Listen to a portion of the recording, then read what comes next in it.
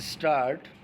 मनुष्य ने अपने अस्तित्व के आरंभ से आज तक जो भी संचित किया है उसमें अन्य चीज़ों के साथ कुछ मिथक और धारणाएं भी पीढ़ी दर पीढ़ी हस्तांतरित होते हुए संचित और संरक्षित होते गए। उन्हीं में से एक धारणा यह है कि महिलाओं के साथ होने वाला कोई भी विभेद या दुर्व्यवहार या तो घर के बाहर होता है या फिर उनके ससुराल वालों के द्वारा।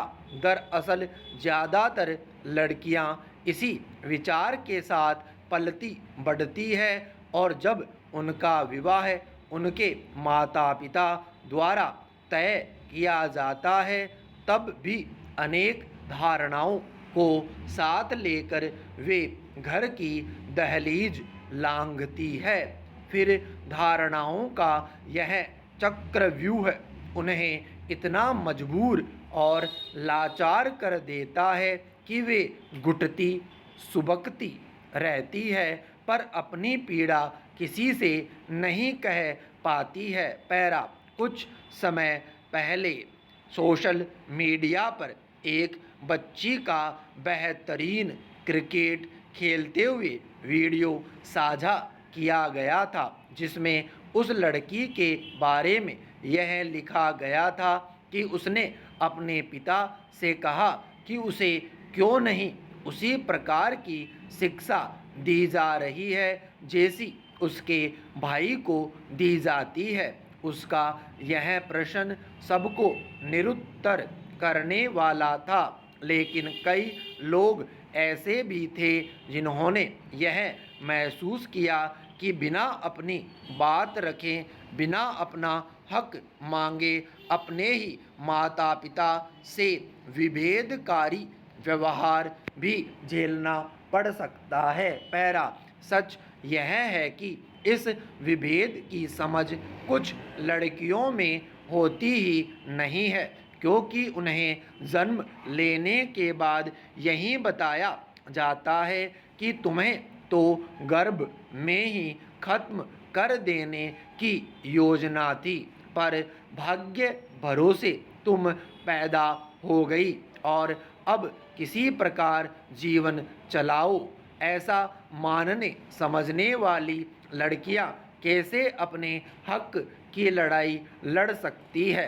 कानून के बारे में सबसे प्रसिद्ध अवधारणा है कि कानून कुछ नहीं बस सामान्य ज्ञान है, यानी कोई भी साधारण व्यक्ति सही गलत, उचित अनुचित, समानता असमानता, विरोध समर्थन, प्रोत्साहन हतोत्साह जैसे भावों और व्यवहारों को बड़ी आसानी से समझ सकता है।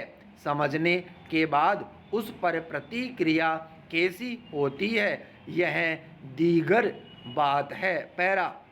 अगर सकारात्मक दृष्टिकोण से स्थितियों को देखा और परखा जाए तो यह कहा जा सकता है कि कानून की पढ़ाई के बिना भी हम भी विधि सम्मत व्यवहार कर सकते हैं और दूसरों से ऐसे ही व्यवहार की अपेक्षा कर सकते हैं।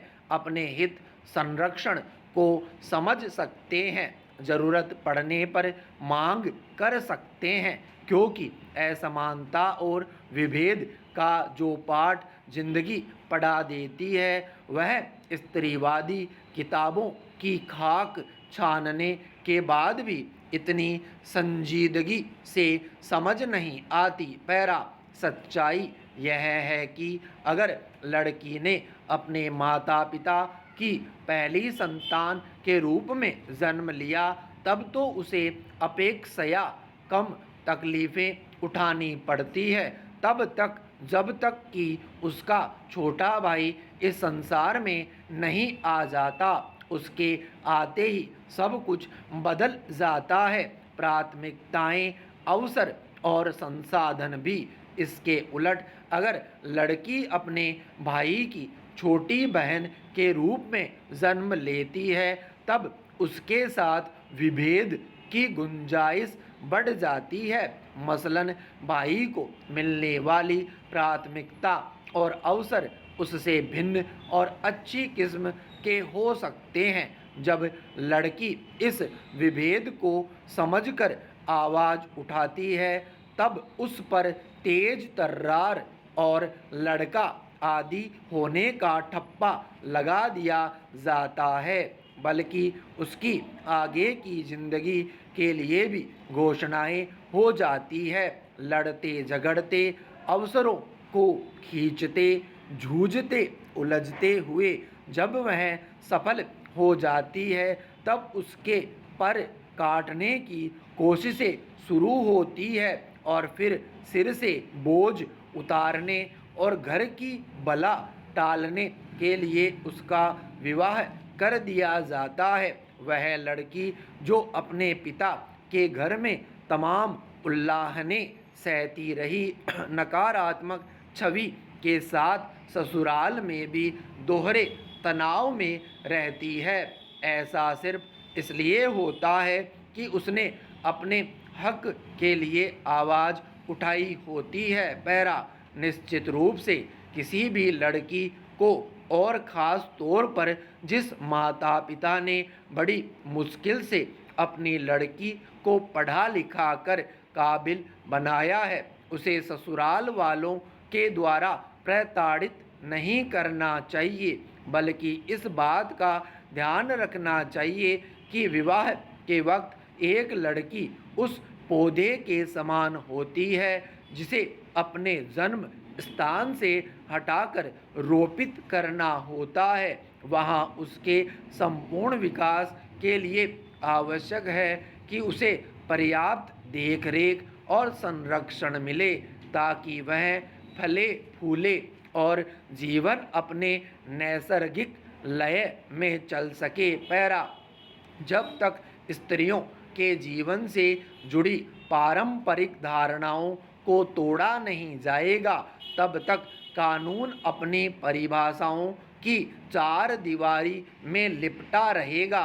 समाज अपनी संकुचित सोच के साथ कुछ नए मिथक गढ़ता रहेगा और जाने कितनी पीढ़ियों तक लड़कियां इन मिथकों को सच मानकर जीवन बिताती रहेंगी। ज़रूरत इस बात की है कि घर से बाहर और ससुराल में स्त्रियों के विरुद्ध पारंपरिक मानदंडों से मुक्ति के साथ साथ व्यवस्थागत रूप से अनुकूलित अपने माता पिता से होने वाले भेदभाव पर भी गौर किया जाए और चेतना के स्तर पर उनसे भी लड़कर आज़ाद हुआ जाए। विराम स्टॉप।